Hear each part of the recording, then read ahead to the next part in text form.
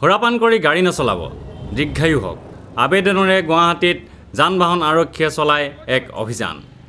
মাদক দ্ৰব্য খাই গাড়ী নচলাব, দুচকীয়া বাহন চলাওঁতে হেলমেট ব্যৱহাৰ কৰক আদি নীতি নিয়ম মানি চলিবলৈ ৰাইজৰ প্ৰতি আবেদন জনায় গুৱাহাটীৰ যান বাহন আৰক্ষীয়ে।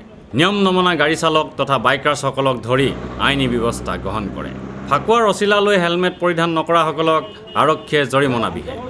লগতে মদ্যপান কৰি যিসকলে গাড়ী বা মটৰচাইকেল চলাইছিল তেওঁলোক সন্মুখীন হয় এলকহল টেষ্টৰ। যান বাহন আৰক্ষীৰ এই অভিযান সম্পৰ্কে বিভাগীয় আৰক্ষীয়ে কয় এনেদৰে। তেনেকৈ পালে আমি ৰখাই থৈছোঁ, তেওঁলোকক চলাবলৈ দিয়া নাই। চলাই যাতে কোনো ধৰণৰ দুৰ্ঘটনা নহওক, এই দুৰ্ঘটনা ৰোধৰ কাৰণে চেষ্টা কৰিছোঁ। যাক পাইছোঁ, প্ৰমাণ পাইছোঁ, তেওঁলোকক ৰখাই থৈছোঁ। উল্লেখ্য যে দিনে দিনে বৃদ্ধি পোৱা পথ দুৰ্ঘটনা ৰোধ কৰিবলৈ আৰক্ষীয়ে চলোৱা এনে অভিযানৰ শলাগ লৈছে মহানগৰৰ সচেতন নাগৰিক সমাজে। কেমেৰা পাৰ্চন সুশান্ত দাসৰ সৈতে অমৰদীপ গগৈ, চেণ্টিনেল নিউজ, গুৱাহাটী।